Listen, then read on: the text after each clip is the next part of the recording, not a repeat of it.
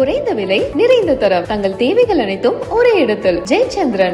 ரஷ்யாவுடன் எந்த ஒரு இடையூறுமின்றி ராணுவ ரீதியில் நட்புறவு பேணப்படும் என வடகொரிய அதிபர் கிம் ஜாங் உன் தெரிவித்தார்.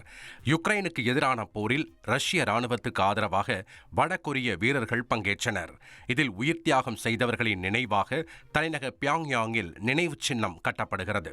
இதையொட்டி நடைபெற்ற அடிக்கல் நாட்டு விழாவில் வடகொரிய அதிபர் கிம் ஜாங் உன் பங்கேற்று ரஷ்யாவுடன் ராணுவ ரீதியிலும் ராஜ்ய ரீதியிலும் எந்த ஒரு குறுக்கீடுமின்றி நட்பு பாராட்டுவதாக கூறினார். தொடர்ந்து ராணுவ வீரர்களுக்கு நினைவு சின்னம் அமைப்பதற்காக அவர் அடிக்கல் நாட்டினார்.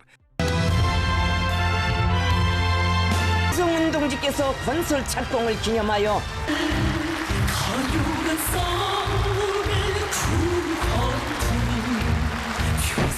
பின்னர் போரில் பங்கேற்ற ராணுவ வீரர்களை ஆற தழுவி பாராட்டிய கிம் ஜாங் உன் ராணுவ வீரரின் காலில் ஏற்பட்ட காயம் குறித்து கேட்டறிந்தார்.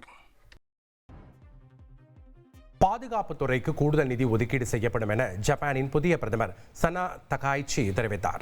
ஜப்பானின் முதல் பெண் பிரதமராக அண்மையில் பதவியேற்ற அவர் நாடாளுமன்றத்தில் அரசின் கொள்கைகளை விளக்கினார். அப்போது நாட்டின் மொத்த உள்நாட்டு உற்பத்தியில் 2% பாதுகாப்புத் துறைக்கு ஒதுக்கீடு செய்யப்படும் என கூறிய சனா, ஜப்பான் பொருளாதாரத்தை வலுப்படுத்த கடுமையான நிதி கொள்கையை வகுக்கப் போவதாக குறிப்பிட்டார்.